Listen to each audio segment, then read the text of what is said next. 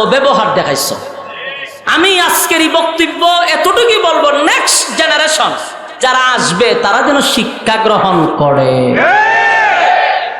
আমরা উলামায়ে কেরাম ইতিহাস পড়ছি নমরুদের, ফেরাউনের, এজন্য আমরা জানি যে জুতা মাথার উপরে, উল্টা পাল্টা করলে বাড়ি শুরু। তখন ঠিক নেই, নমরুদ দেয় খুব বেটাগিরি দেখাইছে। ইয়েস গুলায় এটা কি দেখেন আপনারা, তীর মারছে আল্লাহরে মেরে লইতো, কত বড় পাওয়ার হের। এই জন্য এই পাওয়ার দেখানো যাবে না, কতক্ষণ ঠিক।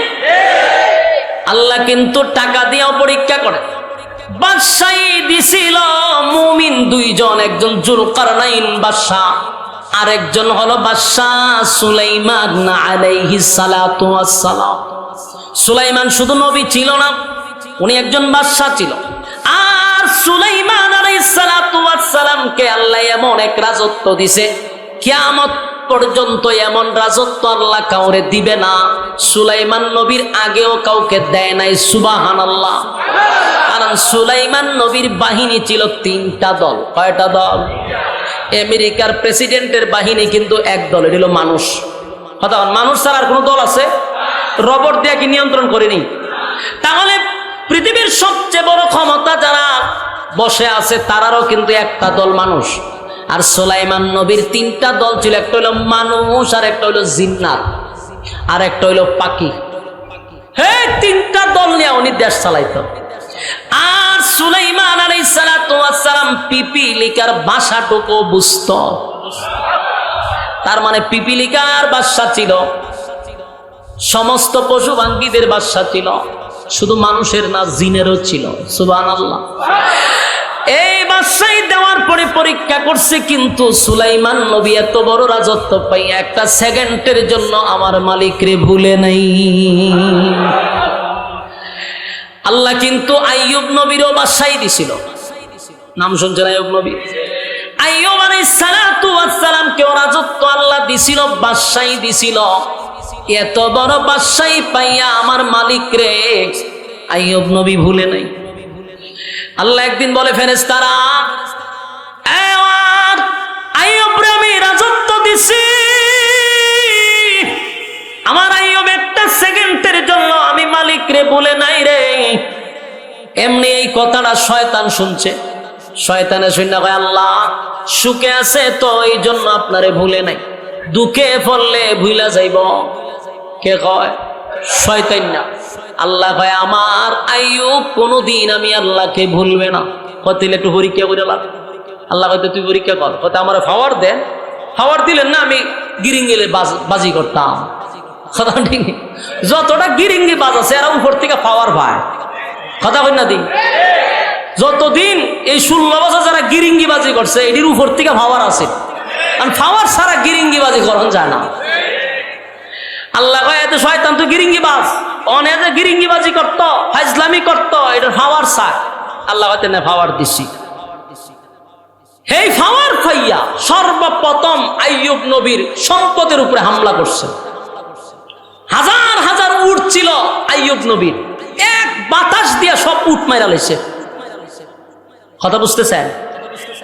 এক বাতাস দিয়া সব উট মারছে।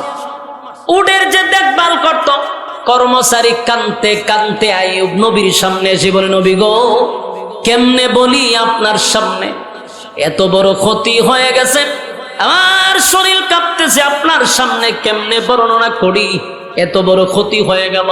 আইয়ুব নবী বলে, বলো ঘটনা কি?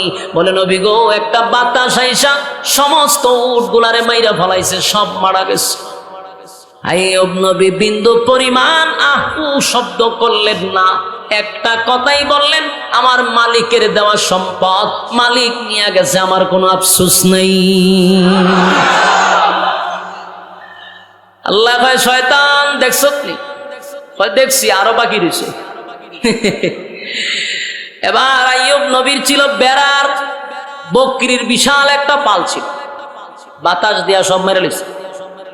বেড়া বকরির যিনি দেখাশোনা করত, এই লোক আইয়ুব নবীর সামনে এসে কান্না শুরু করছে আর বলে, পয়গম্বর, কেমনে বলি, এত বিশাল ক্ষতি হয়ে গেছে, সমস্ত বেড়া বকরি নিমিষের ভিতরে মারা গেছে। আইয়ুব নবী বুঝতে পারছে আমার মালিক আমারে পরীক্ষা করতেছে। আইয়ুব নবী বলে আমি আমার মালিকের উপরে অসন্তুষ্ট না, আমি আমার মালিকের উপরে সন্তুষ্ট। আল্লাহর দেওয়া সম্পদ আল্লাহ নিয়ে গেছে, আমার কোনো আফসোস নাই। শয়তান কয় কারণটা কি? আরো খেলা রয়ে গেছে। শয়তান এবার যত কৃষি কাজ ছিল, যত জমি ছিল, সব জমির মধ্যে বিভিন্ন ধরনের পোক লাগাইয়া সব মেরে বলেছে, ফসল সব নষ্ট করে দিছে। কৃষকরা নবীর কাছে একাইন্দা খাইটা বলে সব ফসল নষ্ট হয়ে গেছে পয়গাম্বর, এখন আমরা খাবো কি, চলবো কি? আল্লাহর পয়গাম্বর বলে টেনশন করার কোনো কারণ নাই, আল্লাহ দিছে আল্লাহ নিছে, যেই পরিমাণ মজুদ আছে আমরা আরো 3 বছর এমনি খাইতে পারবো। সুবহানাল্লাহ। গোডাউনে যেই পরিমাণ মাল আছে 3 বছর খাইতে পারবো। এই কথা আবার শয়তানে শুনে লাইছে। শয়তানে গিয়া গোডাউনের মধ্যে আগুন লাগাই দিছে, আগুন লাগাইয়া 3 বছরের খাবার সব নষ্ট করে দিছে। চিন্তা করেন কি পরিমাণ খারাপ। আইয়ুব নবীর কাছে বলে হযরত আমরা তো বলছিলেন যে 3 বছর আমরা যে কোনো ভাবে চলতে পারবো, গোডাউনে আগুন লেগে গেছে, আমরার কি উপায় হবে? একের পর এক আইয়ুব নবীর উপরে মুসিবত শুরু হয়েছে, পরীক্ষা। হ্যাঁ যুবক বাপ, এই পৃথিবীতে আল্লাহ নবী রাসূলকে পরীক্ষার থেকে রেহাই দেয় নাই, আর তুমি আর আমি পরীক্ষা ছাড়া বাস করবো? কথা কই না দি? নবী রাসূলদের কোনো গুনাহ ছিল? কথা কয় না? আমাদের আকীদা কোন নবী রাসূলের গুনাহ নাই, তারা নিষ্পাপ। নিষ্পাপ নবীদের আমার মালিক পরীক্ষা করছে গো। পরীক্ষা ছাড়া আল্লাহ কাউকে ছেড়ে দেয় নাই। আইয়ুব নবীর উপরে একটার পর একটা পরীক্ষা শুরু হয়ে গেল। সমস্ত বেড়া বকরি শেষ, গোডাউন শেষ, এরপর আইয়ুব নবী বিন্দু পরিমাণ চেহারা কালা করে নাই। শয়তান চিন্তা করে গেছে মালের উপর দিয়ে যুদ্ধ করলাম, আইয়ুব নবী তো চেহারা মলিন পড়ে না। এবার শয়তান সিদ্ধান্ত নিছে জানের উপর দিয়ে অ্যাকশন চালাবো। আইয়ুব আলাইহিস সালামের 14টা ছেলে সন্তান ছিল। কতটা? বিবি ছিল 4টা, ছেলে সন্তান ছিল 14টা। একটা ঘরে বৈশা পড়তে ছিল, শয়তান একটা দেয়ালে ধাক্কা মেরে সবগুলি সন্তানকে একসাথে মেরে ফেলাইছে। বলুন আপনার সব ছেলে যদি মুহূর্তের ভিতরেই মারা যায়, আপনি সহ্য করতে পারবেন? কথা কয় না? আইয়ুব নবীর কাছে খবর আসছে, নবী গো আপনার 14টা সন্তান এই মুহূর্তে মারা গেছে।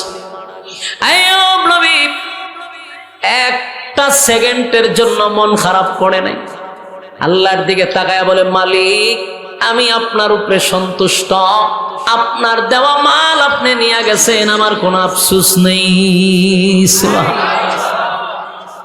শয়তান তো পাগলের মতো হয়ে গেছে, কোনো ভাবেই থামাইতে পারতেছে না। শেষে আইয়ুব নবীর শরীরের মধ্যে এক ধরনের বাতাস ছাড়ছে, যার কারণে শরীরের মধ্যে গোটা গাড়ি বাড়িছে, বসন্তের মতো শরীরে বাহির হয়েছে। এখান থেকে পুষ জন্মা শরীরে পছন্দ ধরছে। 4 জন বিবি ছিল, কয়জন? 4 জন বিবির মধ্যে 3 জন বিবি দুর্গন্ধ টিকতে না পেরে 3 জন বিবি আইয়ুব নবীরে ছেড়ে চলে গেছে। এই জন্য অনেক বউগুলি হইল সুবিধাবাদী জিন্দাবাদ। বাস্তব না বাস্তব? জামাইয়ের যতদিন খামাই থাকে, টাকা যতদিন আছে ভালোবাসা ততদিন আছে, টাকা নাই তো ভালোবাসা জানালা দিয়া পালায়। সবার কথা বলি না, ইল্লা মাশাআল্লাহ এখনো ভালো মেয়েরা আছে না নেই? কিন্তু এমন মহিলা আছে স্বামীর সুখের সময়ে তাকে, স্বামীর দুঃখের সময় তারে পাওয়া যায় না। আইয়ুব নবীর 4 জন বিবির মধ্যে 3 জন বিবি যখন দেখলো আইয়ুব নবীর চেহারা নষ্ট হয়ে গেছে, শরীরের মধ্যে দুর্গন্ধ, 3 জন বিবি একে একে চলে গেল। একজন বিবি সাথে ছিল, তার নাম হলো বিবি রহিমা। বিবি রহিমার ইতিহাস হইল ইউসুফ নবীর ছেলের ঘরের মেয়ে। সুবহানাল্লাহ। আপনারা বাড়িতে গিয়া হইবেন, আপনারা যেভাবে মুর্দা আমার বসাইছেন একটা গুরুস্থানের মাঝখানে, আওয়াজ শুনেননি শেষ মাথা পর্যন্ত? কথা কই না এখানে মাতামাতি করতে হইব। আমি আওয়াজ না পেলে আওয়াজ দিব কেমন? বলো নাম কি ছিল? রহিমা। কার মেয়ে ছিল? কার? ইউসুফ নবীর ছেলের ঘরে মেয়ে, মানে নাতি, নাতনি, নাতনি। ইউসুফ নবী কেমন সুন্দর ছিল, পৃথিবীর অর্ধেক সুন্দর ইউসুফ নবীর আল্লাহ দিছে। ইউসুফ নবীর ছেলের ঘরে মেয়ে, মেয়েটা কেমন সুন্দর হবে? সুবহানাল্লাহ, সুবহানাল্লাহ। কেমন সুন্দরী হবে এটা ওয়াজ করে বোঝার লাগবে না। কিন্তু আইয়ুব নবীর পিছু ছাড়ছে না। এজন্য একটা কথা আছে, জাতের মেয়ে খালো ভালো, নদীর পানি গুলাও ভালো। ওই যে পয়গম্বরের বংশধর, এই জন্য স্বামী ছেড়ে গেছে না। কিন্তু বাকি তিনজন দুর্গন্ধের কারণে স্বামী ছেড়ে গেছে। আইয়ুব নবী বলে, রহিমা, একে একে তিনজন বিবি চলে যাওয়ার পরে তুমি কেন আমার পাশে বসে রইছ? তোমার নাকি কি দুর্গন্ধ লাগে না? তোমার কি কষ্ট লাগে না? তোমার কি বিরক্ত লাগে না? রহিমা বলে, প্রাণের স্বামী, আপনি দেশের বাদশা ছিলেন, বাদশা, আমি বাদশার বউ ছিলাম, রানী ছিলাম, রানী। আপনার সুখের সময় আমি ছিলাম, এখন আপনার দুঃখের সময় যদি আমি চলে যাই, আমার মালিকের কাছে আমি কি জবাব দিব? সুবহানাল্লাহ। আমি আপনার পিছু ছাড়ব না। আইয়ুব নবী বারবার বলছে, রহিমা তুমি চলে যাও, এই দুর্গন্ধে টিকতে পারবা না। এরপরে রহিমা যায় নাই। শয়তান চিন্তায় পড়ে গেল, কি করা যায়? গোটা এলাকার মানুষকে শয়তান জানায়া দিছে আইয়ুবের শরীরে এমন রোগ হইছে, এটার বাতাস যার শরীরে লাগবে সেই মারা যাবে, এই রোগে আক্রান্ত হবে। এটা একটা ভাইরাস। গ্রামের মানুষ গেছে কিপটা, দেশের বাদশা ছিল। গ্রামের মানুষ কয়, আইয়ুব নবী আপনি গ্রামে থাকতে পারবেন না, কারণ আপনার শরীরে যে রোগ হয়েছে এটার ভাইরাস পুরো গ্রামে ছড়াইব। রহিমাকে এসে বলে, রহিমা, তোমার স্বামীকে নিয়ে আগামীকালকে গ্রাম ছাড়তে হবে। যদি তুমি না ছাড়ো, তোমার স্বামীকে জিন্দা কবর দিব, তোমার সাথে খারাপ আচরণ করব। নাউজুবিল্লাহ। কত বড় কথা! রহিমার চোখ দিয়ে পানি পড়ে। স্বামীরে লইয়া কোথায় যাবে রে? মহিলা মানুষ স্বামীরে লইয়া কোথায় যাবে? সারা রাত রহিমা ঘুমায় নাই। সকালবেলা আমার স্বামীরে যদি তারা আঘাত করে, আমার ইজ্জত নিয়ে যদি টানাটানি করে, তাই মহিলা মানুষ স্বামীরে চাদরের মধ্যে বসাইয়া দুই বাজু বেঁধে কাদের মধ্যে ঝুলাইয়া তারপরে সামনের দিকে রওনা দিছে। একবার চিন্তা করুন, একজন পুরুষ মানুষকে যত শক্তিশালী মহিলাই হোক, পুরুষের শক্তির থেকে তার বেশি না, কিন্তু মহিলা হইয়া স্বামীরে চাদর দিয়া পেছাইয়া কাঁধে নিয়ে সামনের দিকে হাঁটতেছে। এক গ্রাম সাইরা আরেক গ্রামে গেল, সেখানে স্থান দেয় নাই, অন্যথায় একটা জঙ্গলে গিয়া আশ্রয় নিছে। জঙ্গলে যাওয়ার পরে রহিমা যে কিছু নিয়ে আসছিল সব খাওয়া, সেজন খাবে কি? পেটে কি দা? স্বামী খাবে কি? কেউ খাবার দেয় না। রহিমা নিজে মানুষের বাড়িতে গিয়ে ছদ্মবেশে মানুষের ঘরে গিয়া কাজ করে। একবার চিন্তা করেন, উনি কিন্তু রানী ছিল। আমার কথা কি বুঝতেছেন? বাদশার বউ মানে কি? আবার পয়গম্বরের বউ, আবার সাধারণ সুন্দরী না, হাজার হাজার লক্ষের মধ্যে একটা মহিলা। এই মহিলা এখন স্বামীর জন্য মানুষের ঘরে গিয়া কাজ করে। শয়তান এটাও জানছে যে রহিমা মানুষের ঘরে কাজ করে, আইয়ুব নবীরে খাবার দেয়। শয়তান মানুষের কাছে জানায়া দিছে, তোমাদের ঘরে যে কাজ করে জানো এটা কেডা? বলে কেডা? বলে আইয়ুব নবীর বউ। সারাদিন তার শরীরে পুষ বাহির হয়, এই ভাইরাস নিয়ে তোমাদের বাড়িতে ঢুকে তোমাদের শরীরে ভাইরাস শুরু হবে। এখন তো মানুষ আর রহিমারে কাজও দেয় না, এখন খাওয়াবে কি? লম্বা ঘটনা বলতেছিলাম।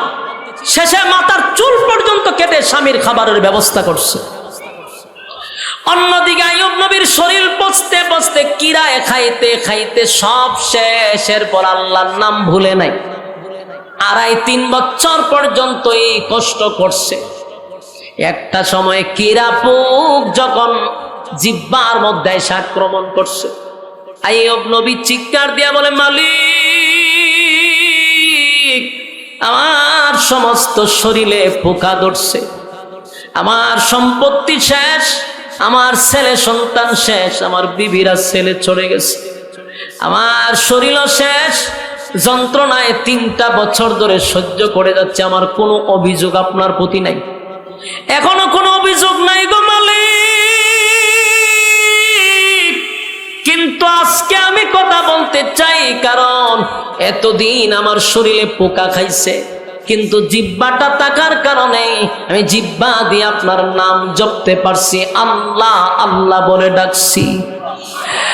আমার শরীরে পোকা কামড়ানোর পরে আমার জিহ্বা দিয়ে আপনার নাম জপার কারণে আমি এত আনন্দ পাইছি, আমার শরীরের কষ্ট আমি বুঝতে পারি নাই। কিন্তু আজকে পোকা আমার জিহ্বায় ধরছে, এখন আপনার কাছে দরখাস্ত আমার সারা শরীর শেষ করে দেন, কিন্তু জিহ্বাটা আমার হেফাজত করেন, আমি নবী যেন আপনার নাম জপতে পারি। আমার আল্লাহ বলে, জিবরাইল আমার বন্ধু 3টা বছর ধরে পোকার কামড়কে কোনো অভিযোগ আমি আল্লাহর কাছে করে নাই, কোনো অভিযোগ নাই। রাজত্ব হারাইছে, গ্রাম ছাড়ছে, জঙ্গলে গিয়া বসবাস করছে। আমার বন্ধু এত কষ্ট করার পরেও আমার কাছে কোনো অভিযোগ দেয় নাই। আজকে আমার নাম না বলতে পেরে আমার কাছে আবদার করছে তার জিহ্বার হেফাজত করতে। জিবরাইল রে, আর করতে কষ্ট করতে হবে না, আমার বন্ধু পরীক্ষায় ফার্স্ট ডিভিশনে পাস করছে। আমার বন্ধুরে বলো, বন্ধুর সামনে একটা ঝর্ণা আছে, সেটার মধ্যে যেন বন্ধু গোসল করে। বন্ধু যখন গোসল করতে নামলো, ডুব দিয়া যখন আবার ওইটা দাঁড়াইছে, এমনি তাকায়া দেখে আগের চেয়েও চেহারা সুন্দর হয়ে গেছে, একটা পোকা নাই, শরীরে কোনো দাগ নাই, আগের চেয়ে সুঠাম দেহের অধিকারী হয়ে গেছে, চেহারা আগের থেকে আরো সুন্দর হয়ে গেছে। অন্যদিকে বিবি রহিমা মানুষের দ্বারে দ্বারে স্বামীর খাবারের জন্য বাহির হইছে, খাবার নিয়ে আইসা দেখে স্বামী তো স্বামী নাই, যেন আগের চেয়ে আরো সুন্দর হয়ে গেছে। রহিমা চিৎকার দিয়া বলে, আমার স্বামী গেল কোথায়, আমার স্বামী গেল কোথায়? আইয়ুব নবী বলে, প্রাণের বিবি, হ্যাঁ আমার আল্লাহ আমার সমস্ত রোগ বালা মুসিবত দূর করে আমারে আল্লাহ সুন্দর সুঠাম দেহের অধিকারী বানাইছে।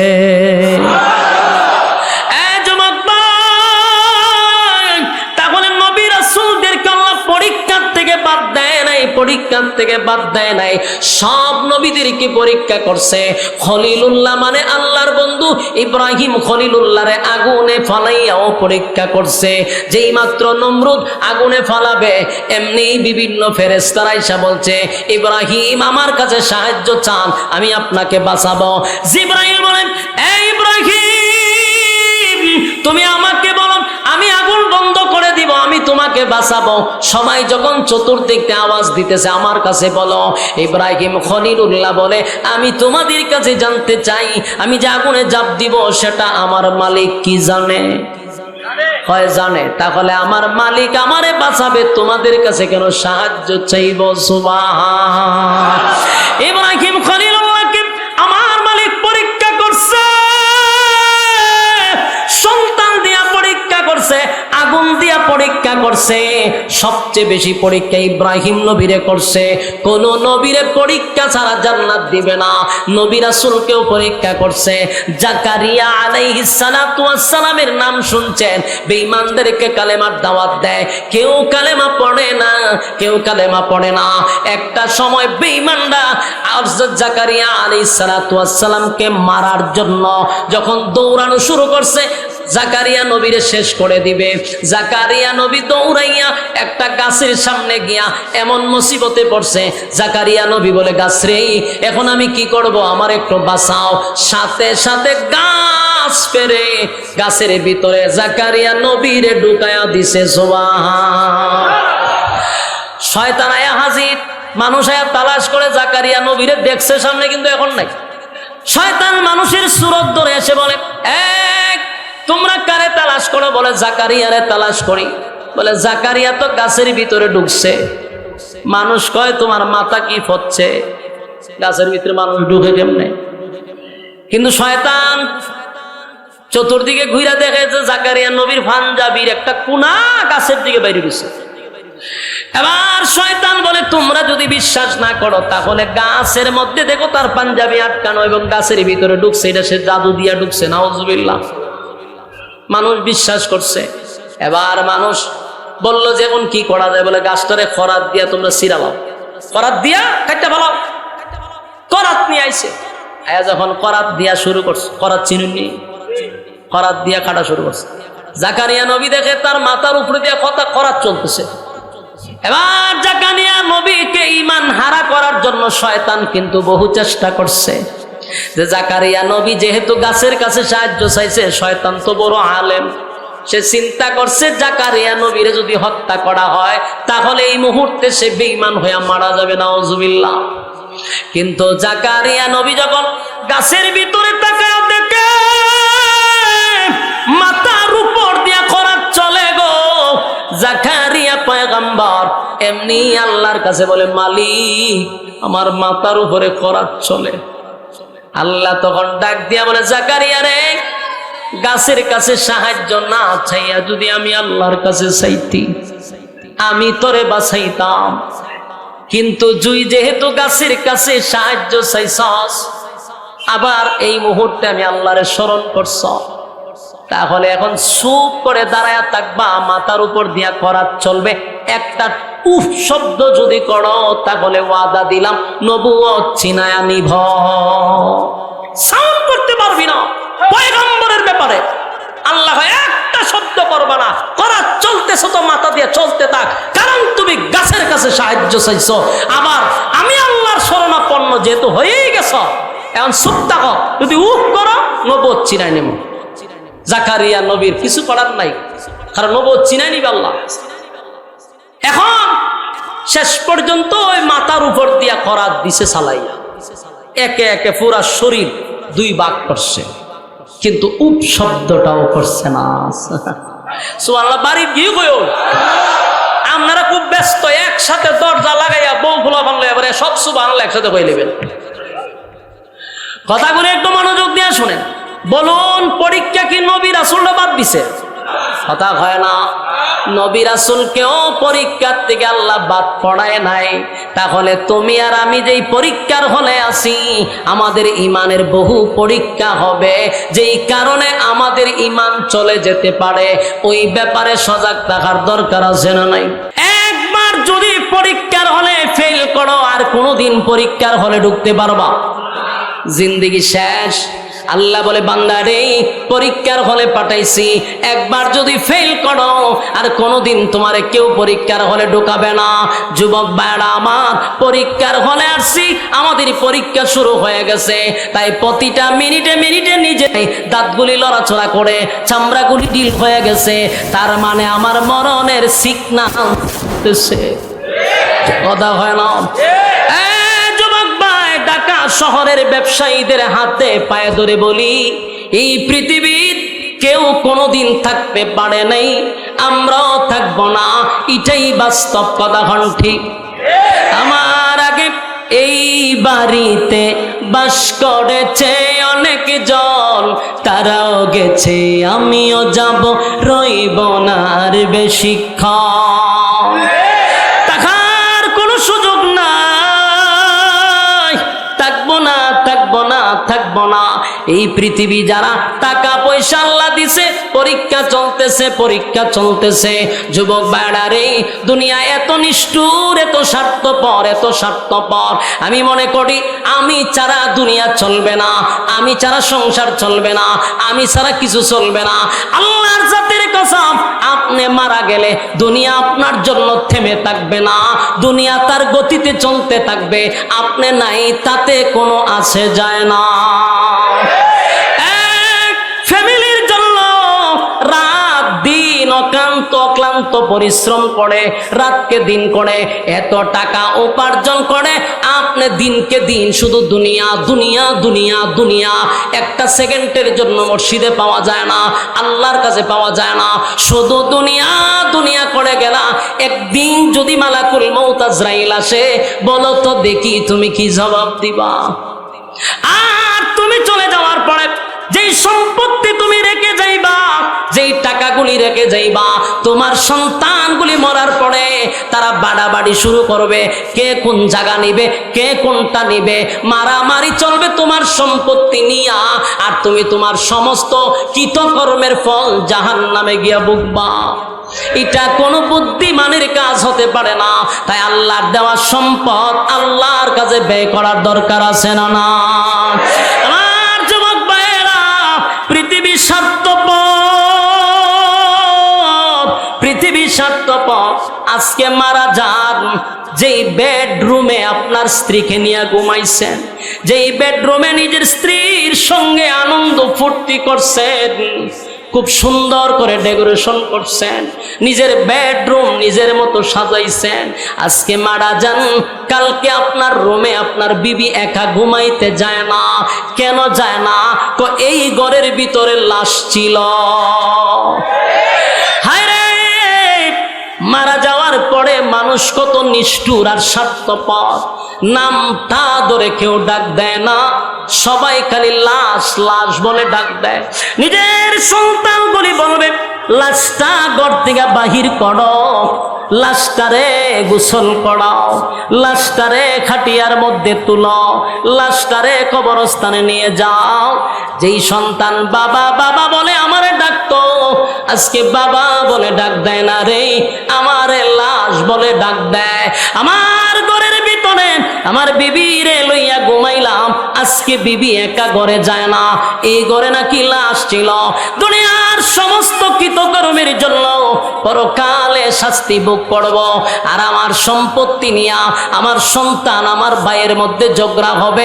এমন বোকা মানুষ, যত জ্ঞানী হও, যত ডিগ্রিওয়ালাই হও, তোমার মতো বোকা কেউ হতে পারে না। আমার যুবক ভাইয়েরা, মালাকুল মউত আজরাইল আসলে পরীক্ষার হলে থাকতে দিবে না।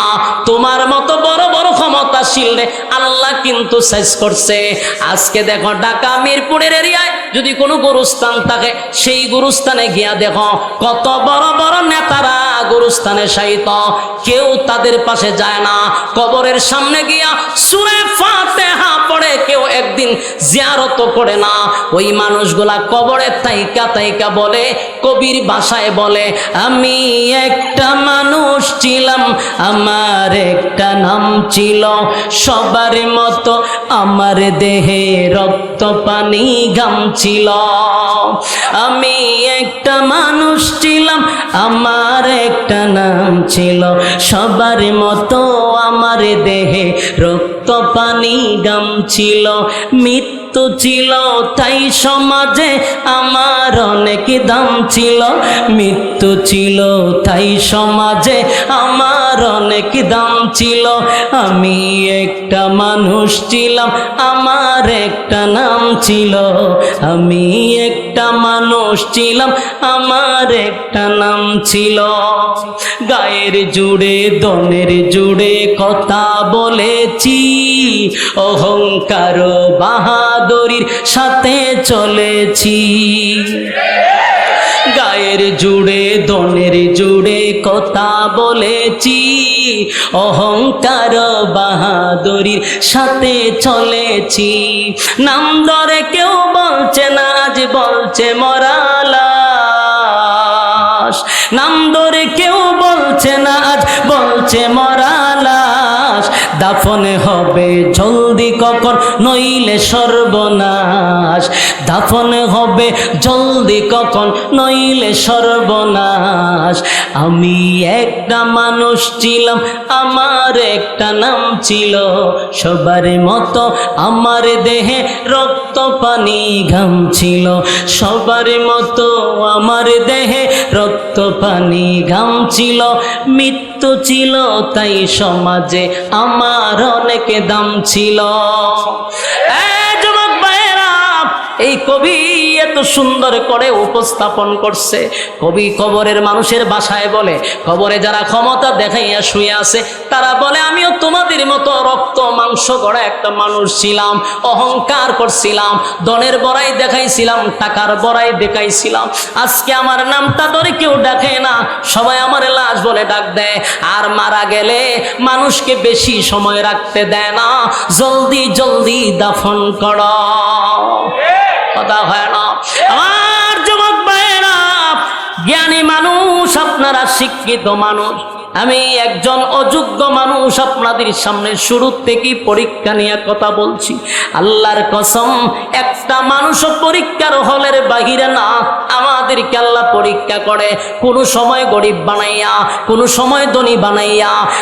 এক পরীক্ষা যদি সামনে আসে গো, প্রতিটা মুহূর্তে খেয়াল রাখতে হবে। ব্যবসা করি অসুবিধা নাই, ব্যবসা করি অসুবিধা নাই, আজান দিছে ব্যবসা বন্ধ, আমার মালিকে আমারে ডাক দিছে ব্যবসার থেকে কি নামাজ ছুট, আমার মালিক ডাক দিছে নামাজে চলে যাব, নামাজ শেষ ব্যবসা করব, চাকরি করি নামাজের সময় নামাজ পড়ব। আমি যদি আমার দিনের কাজ ঠিক রাখি কোনো অসুবিধা নাই, আল্লাহ তাআলা ব্যবসায়ও বরকত দিবে, চাকরিতেও বরকত দিবে।